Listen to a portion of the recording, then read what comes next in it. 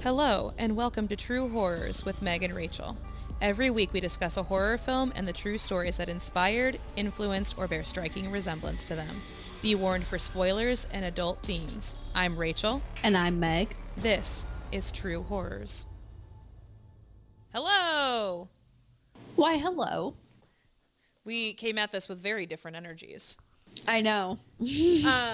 Maybe it reflects the way we feel about this movie because I was very excited to inflict the boy upon you. How do you feel? I wish our listeners could see my face right now. One day there'll be vengeance, Rachel. One day it will be mine That's this fair. movie. That's fair.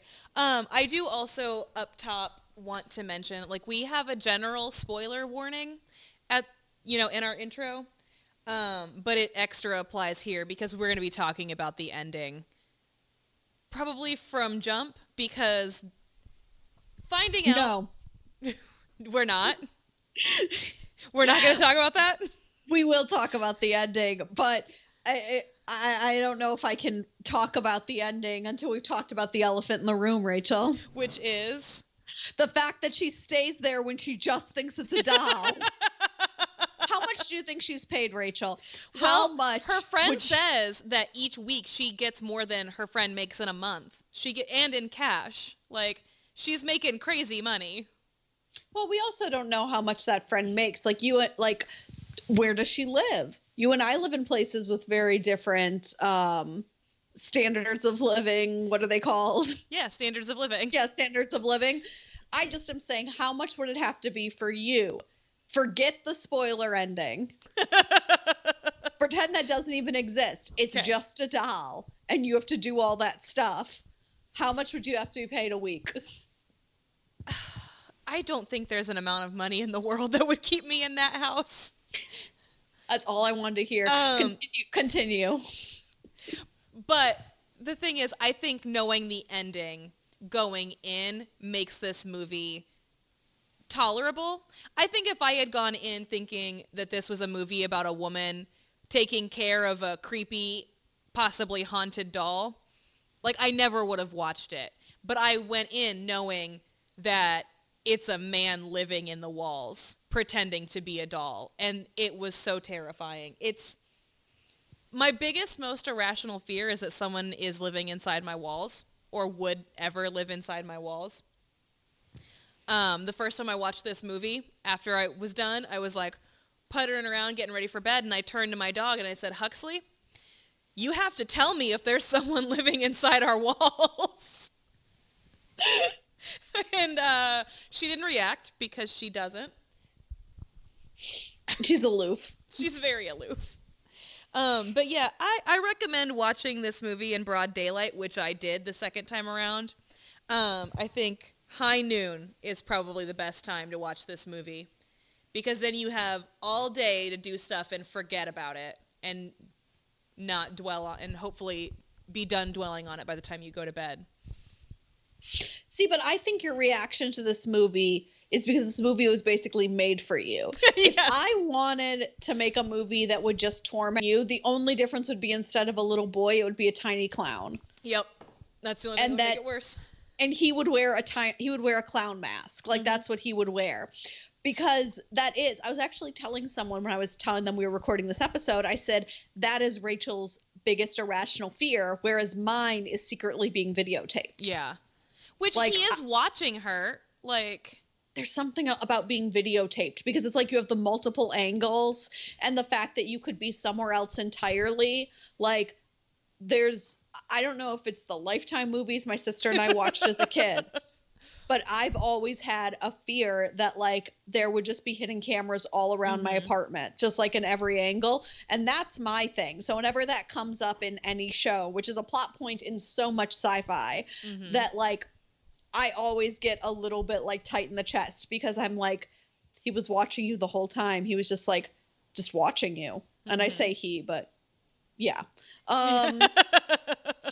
But I disagree. I think if it had been a doll possessed with the spirit of a child, I might have been more on board. But I don't know. You do love creepy children. I do, and I do love ghosts. Mm-hmm. Like, I love a haunting. Like, that's probably my favorite type of horror movie. I love a haunting.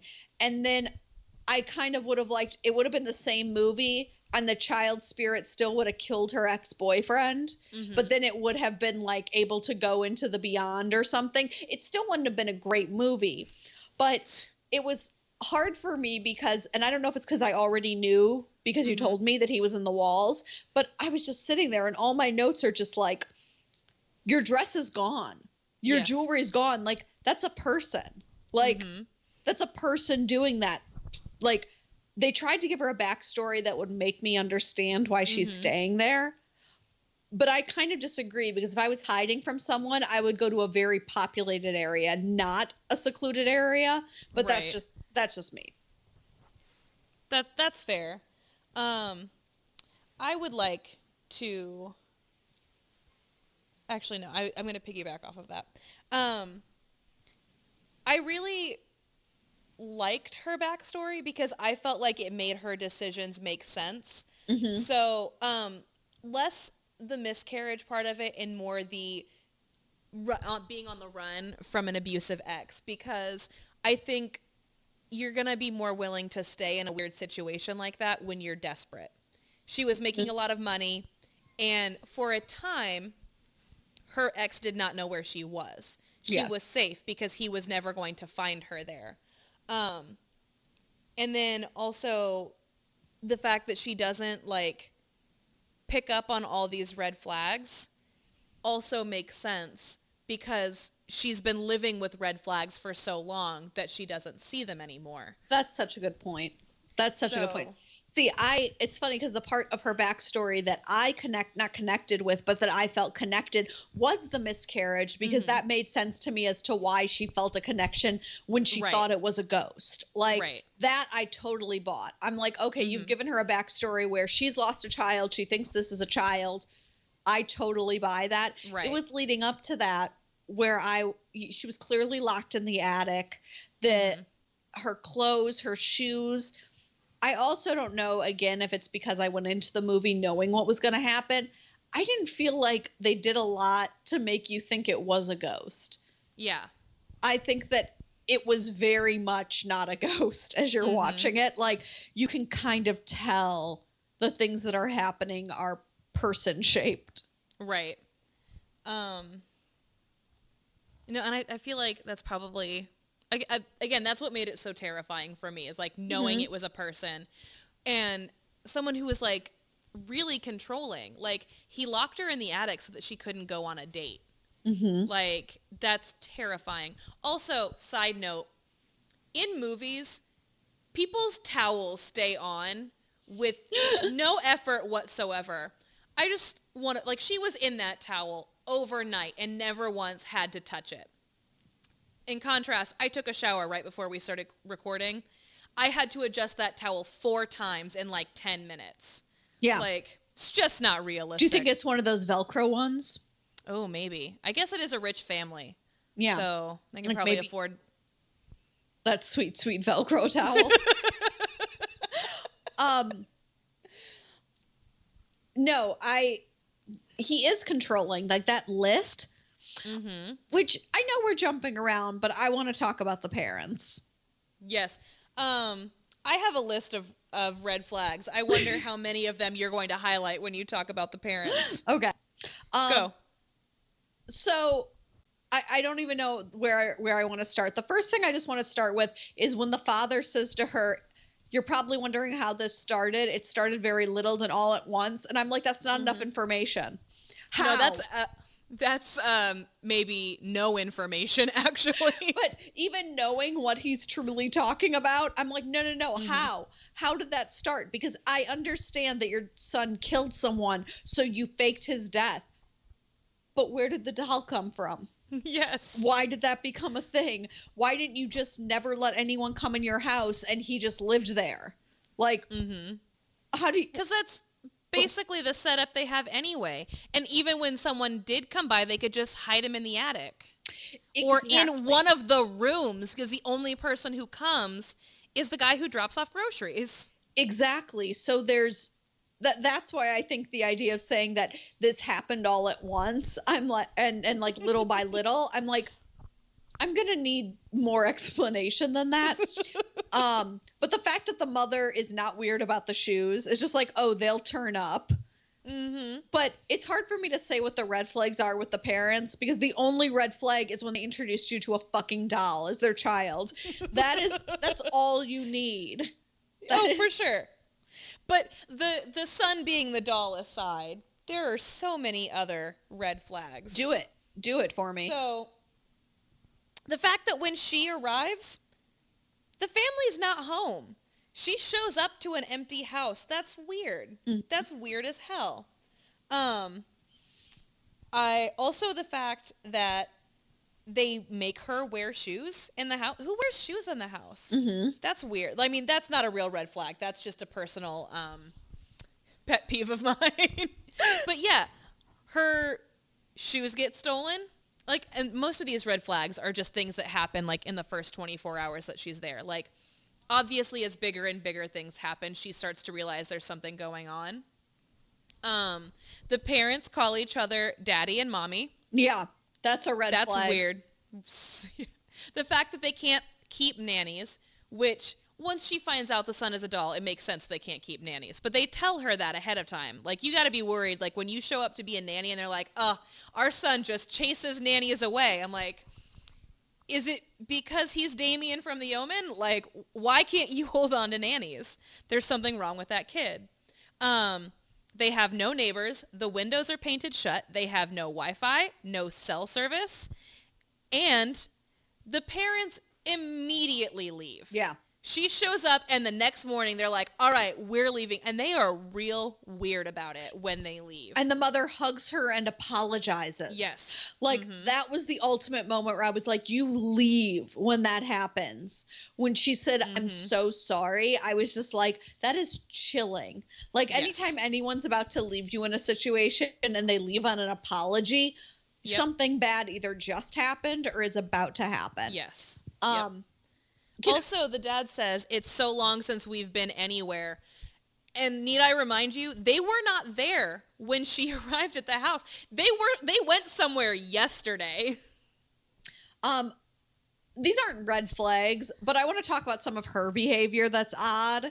The first would be the fact that, yes, the family's not home, but they say, her employer says, we'll meet you in the parlor, and she just wanders around the house picking things up. I'm like, you are tailor-made for this situation, because I would be in the parlor, because like, that's where, and see, I thought it was weird she took her shoes off, because I wouldn't have taken my shoes off without asking the host first, because some people are weird about shoes in the house, and some people are really weird about like your naked feet, which she was wearing socks. But like, the fact that she did it without asking anyone and then wandered around the house was so weird. And then she's always doing that, though. If I was in a situation where my dress and my necklace disappeared and then I opened up the door and the attic staircase was up, I would not go up there. Hell no, I would not. Especially not in the dead of night. Especially naked. Yes. Like, in her mind, she knew he was coming, Malcolm.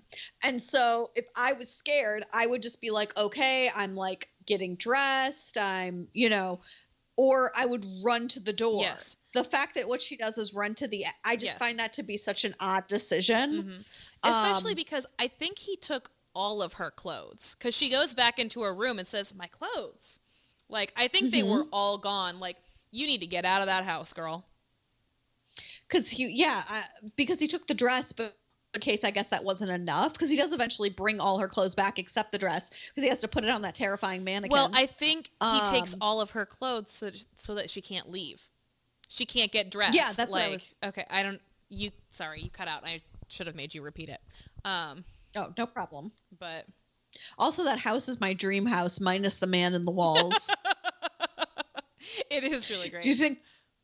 Do you think if I bought it after this all happened that, I could evict him or something? Do you think he owns the house now? That's a good question.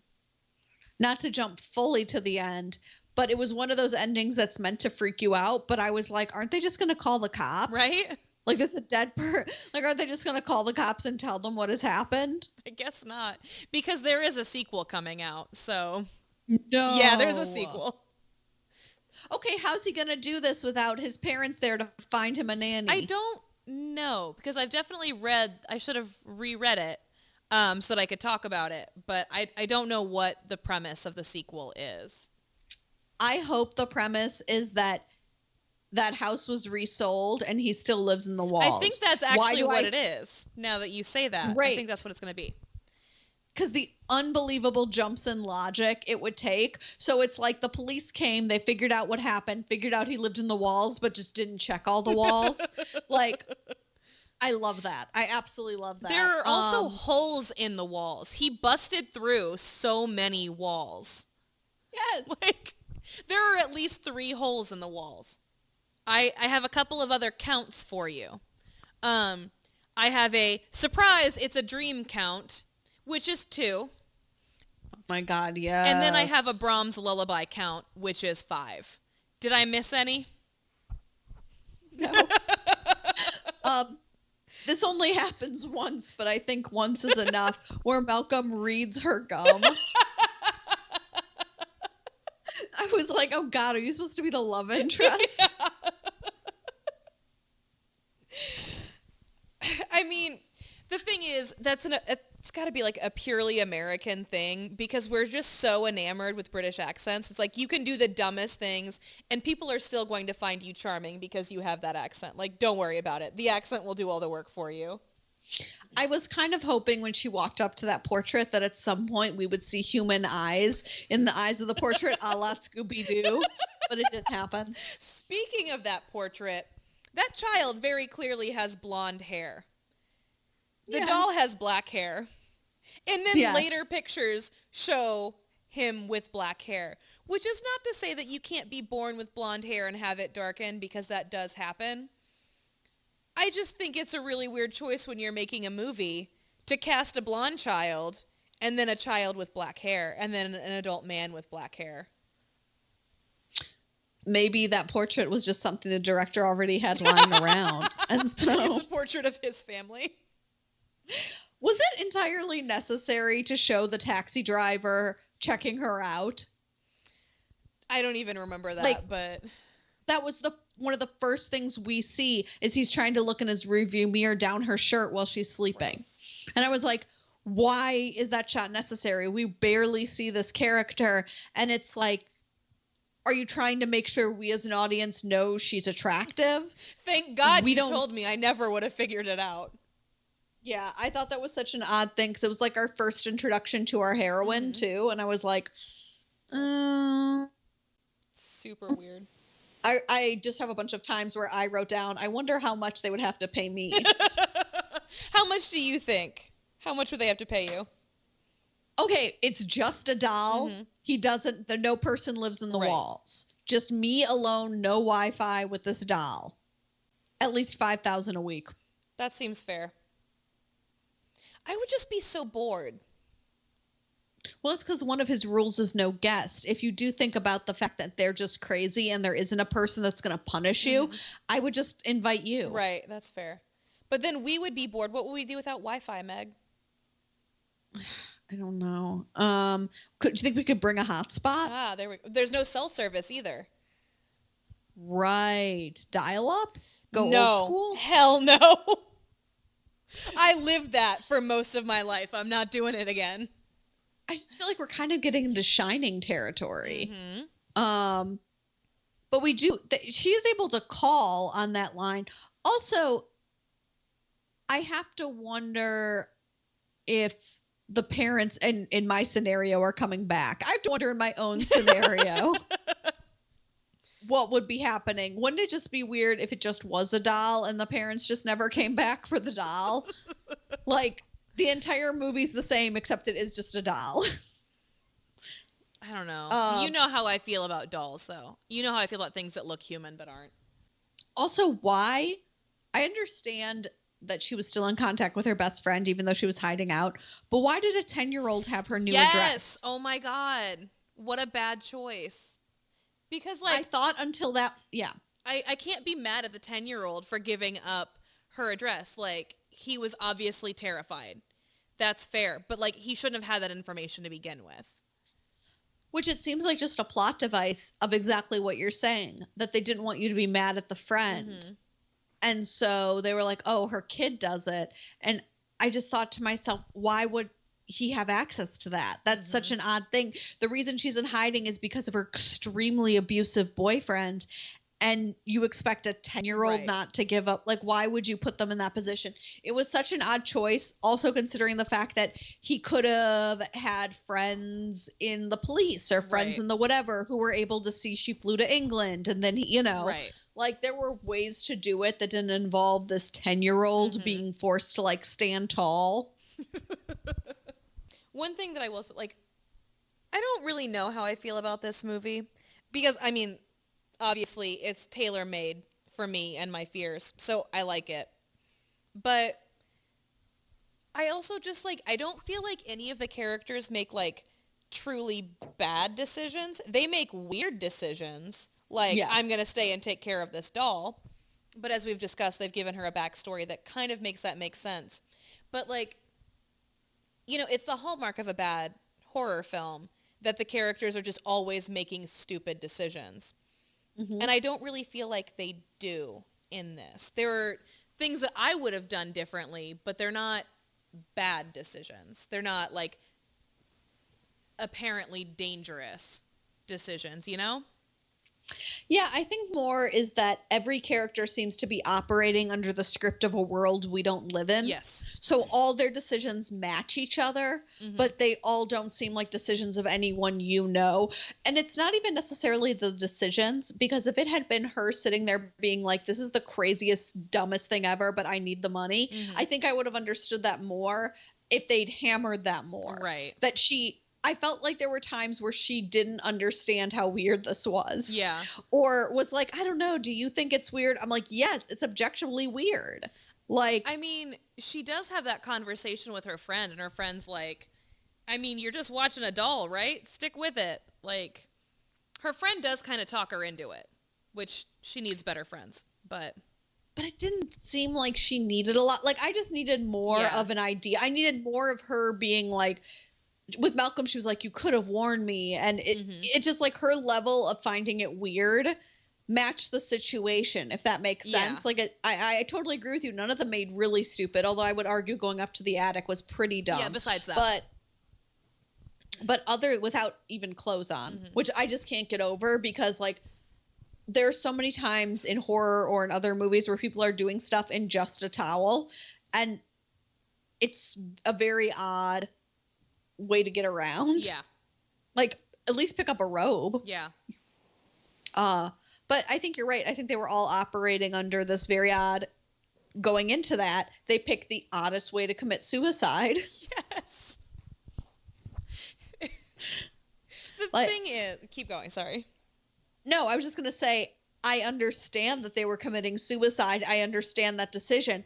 There are just so many different ways. They could have driven their car Mm-hmm. off a cliff. They could, I'm not going to keep naming ways to kill yourself, but the point is, they filled their pockets with rocks and walked into the water. That is the weirdest way. That is so Shakespearean. Mm-hmm.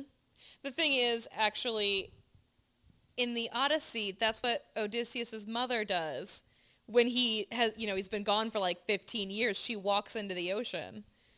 Like, and that's the only, and also there's a really great, great, in quotation marks, adaptation of that, where as she's walking into the ocean, Odysseus's wife is just screaming behind her. That's burned into my brain. And that's the only thing I can think of when I see someone walking. That's also what happens in The Awakening. She just swims out to sea. Like, I think they really think they're being poetic because it's like a really poetic way to die in literature. But, like, no. It's not a visual medium, because you're just watching it and you're like, Yeah. that's an odd. Those are also some big stones. Very big. I almost feel like they didn't have the budget for anything else. Like, it seems like a budgetary decision where it's like, well, it doesn't cost a lot to have someone walk into the ocean. It would cost nothing to have had them. Well, it wouldn't cost nothing, but it would cost next to nothing to have them writing that letter and then just a shot of their like legs lying in bed and a bottle of pills turned over. That's true. Like just something that made it's almost like I wonder if they did it that way because they were hoping their bodies would never be recovered. Yeah. And then it was like they just disappeared off the face of the earth. Which also makes me wonder if that's why they picked her. Because in order for this scheme to work, you have to pick someone that people wouldn't notice. That's also something I find comforting about this movie because I'm like, someone would have noticed if I moved. Like, her whole thing is secretive. So it makes sense that there's only one person who knows, supposedly, and their 10-year-old child. So if she stopped communicating. Right. Also, I think the movie could have just gone a little bit further and been a possession movie, because then it almost would have made sense when she starts like treating the doll like a person. Like then it's like, oh, she's becoming possessed, but they were in the walls, which is an entirely different type of horror. Much worse. That's all I have. Do you have anything else? No, you want to scale it? I would definitely survive this. So 10 is you're just lay down and die. 1, because I would see that doll and I would be like, excuse me. And I would get my stuff and I would leave. Yeah, 1 to 0 for me. Also because this doll doesn't have a high death count. No. Just males who are competition. Yeah. So.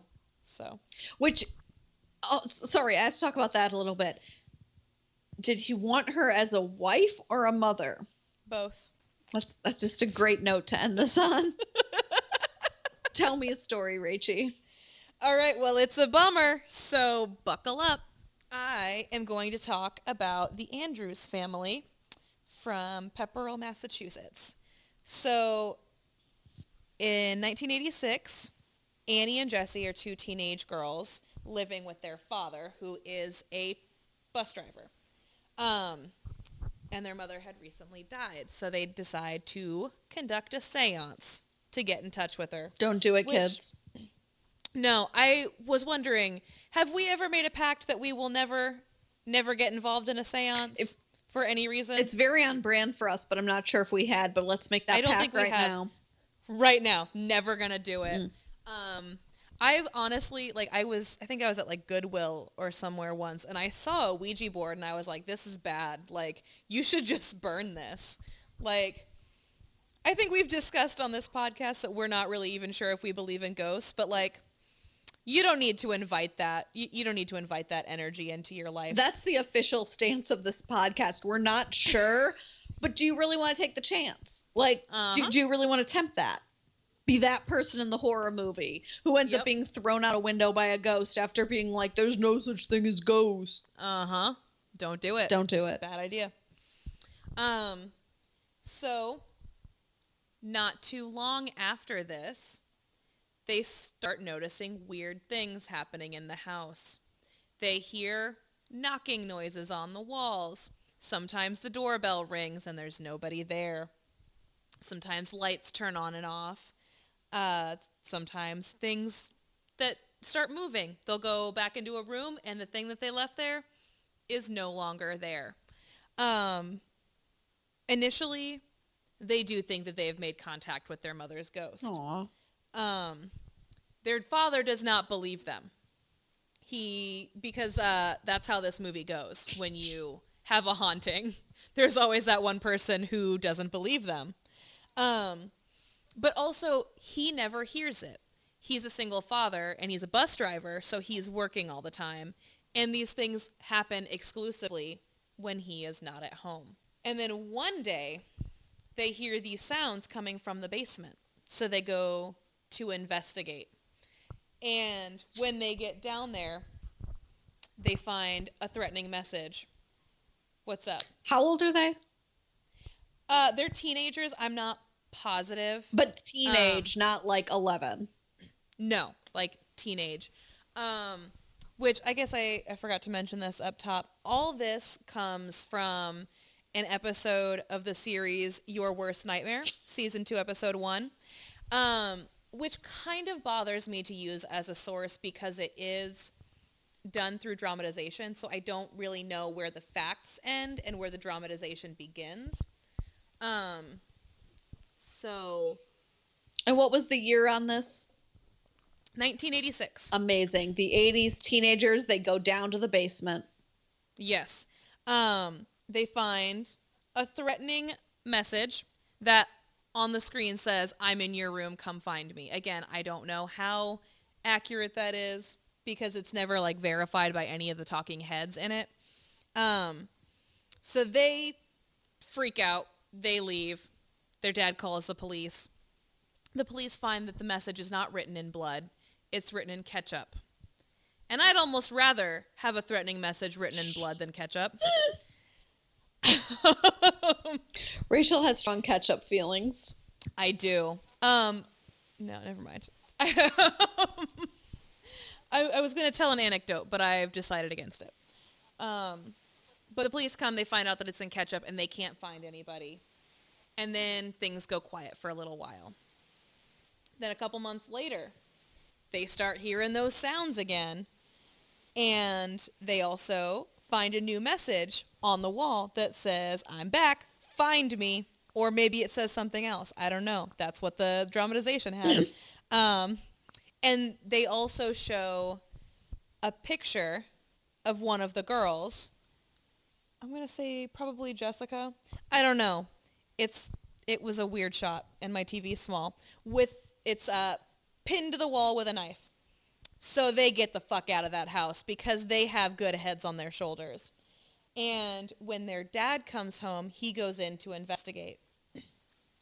And while he's in the house, he sees that all the TVs are on.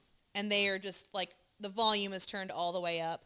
And he also sees 2 glasses of wine sitting on the kitchen table, which is weird. He goes upstairs to, I assume, his bedroom. And there is a teenage boy standing in his bedroom wearing his dead wife's wedding dress, grease paint on his face, holding a hatchet. Does this story ring a bell all of a sudden for you, Meg? Was this on My Favorite Murder? Yeah, it was. Sure was. I remember the stories about people living in walls very explicitly. Guys, I just want to say I'm fairly nonverbal in my reactions. I always am, and I'm sorry you can't see my face. It's not the medium for it, but I've just basically been shaking my head no and just have my jaw literally dropped throughout all of this. Oh God. And again, this isn't even my fear, although I will say I think we all have a fear of a teenage boy with a with a hatchet. Hatchet. I was going to say hacksaw for some reason. Hatchet just in our rooms. Mm-hmm. Or just fears of teenage boys in general. So the police search the house, and they eventually find him in a crawl space. And they find like a crawl space and some other like holes in the walls, and they go down to the basement, and there's a hole behind the basement, and it looks with evidence that suggests he's been living there for a few months. So let's talk about this. Who is this person? This person is Daniel LaPlante, henceforth known as this motherfucker, potentially that motherfucker, as the situation calls for. He is 16 or 17. Again, one of the problems with using this source is that they do kind of change timelines and names a little bit to protect people's privacy, but can't find anything else. He lives in the next town over, and he had gotten Annie's number. I earlier said that the picture was probably Jessica. It was definitely Annie. He had gotten Annie's number from a friend, and he catfishes her. He says that, he's the captain of the football team, yada, yada, yada. They go on a date. She finds out he's not who he says he is. and understandably does not go on a second date with him.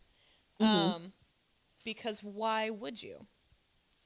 So he gets arrested and he is charged with a number of things. I will list them for you. Armed assault in a dwelling, breaking and entering, malicious injury to a property, and burglary.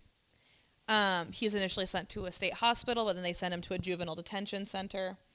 And the Andrews family decides to leave town like rational people would do. Oh, yeah. Like, oh, God, I can't imagine staying in that house. I feel like they should also tear that house down. No one should ever live in that house again. Leave the house, leave the town, leave the state, just leave. They did leave the state. They moved to New Hampshire. What's up? So after she turned him down, he was just like, I'm going to live in your walls now. I guess. Gosh, this is why it's hard to turn men down. You just never know. You never know. And, like, how did he initially get in? How did he initially get that idea? Yeah, that too. I have many questions about how, like, I'm assuming the malicious injury to a property charge was because he put the hole in the wall in the basement. So, like, in the dramatization, they enter the basement from outside. Like, it's one of those where you go outside and go through a door down to the basement. So, like, maybe it was unlocked. I don't know. This is all pure speculation at this point. Because when you start searching for this story is about to get much worse. So when you search this motherfucker's name, you find out about the much worse stuff. That's what actually has a lot of articles written about it, or a few articles written about it. It was in 1986 and 1987, so in a small town, so those articles are not readily available on the internet. They're available behind a paywall. Okay. So yeah, I don't know a ton of information about this, but that's basically all I know about that. So in October of 1987, the courts decide that they are going to try him as an adult. So he is now eligible for bail, and his mom posts his bond. And a couple weeks later, I guess not the entire family. Priscilla Gustafson and her two children, Abigail and William, who are 7 and 5, are all found dead in their house. The mother has been shot. The children were drowned. The police think it may have been a robbery gone wrong. But they see an open beer on the table and blood on the walls. So they're like, maybe we should pay an unannounced visit to that motherfucker who just got out on bail. And when they get there, he's not there. And they look for him for 2 days. They eventually find him hiding in a lumber yard about 8 miles outside of Pepperell. And they arrest him. He's convicted of 3 murders, and he's given 3 consecutive life sentences in prison. And you would think that would be the end of it. But just in case you thought maybe he turned his life around, I found a story wherein in 2013, he sued the state of Massachusetts because he claimed he needed some weird objects for this Wiccan ritual he was going to do, and they wouldn't give them to him. And when journalists reached out to actual Wiccans, they said, yeah, you don't need those things for this ceremony. Ugh. So just a gross epilogue to a gross story about a gross human. Why was there no more on like why he targeted this family?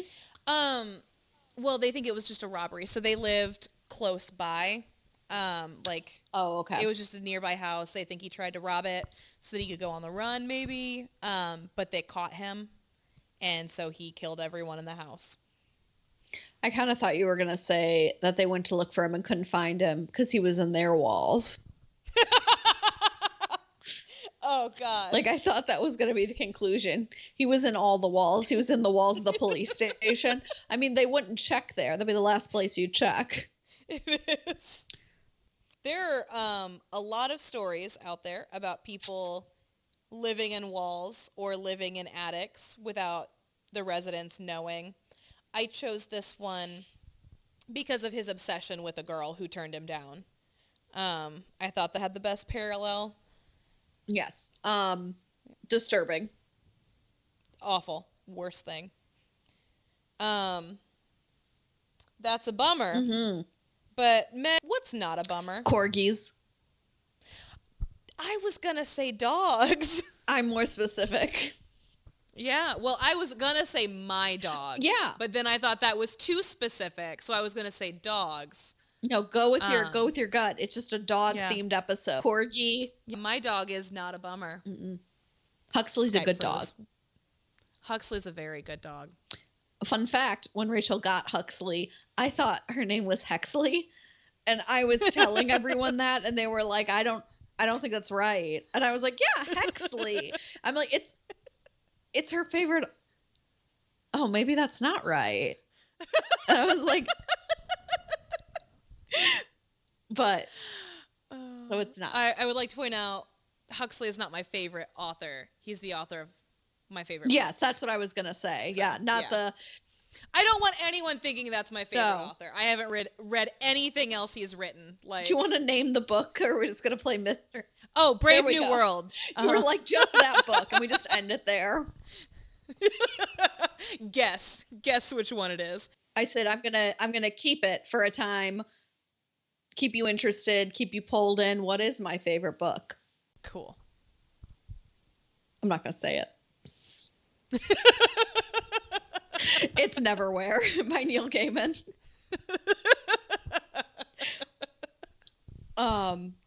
Okay, so next week, everyone, going back to those haunted roots, and we're gonna watch The Conjuring.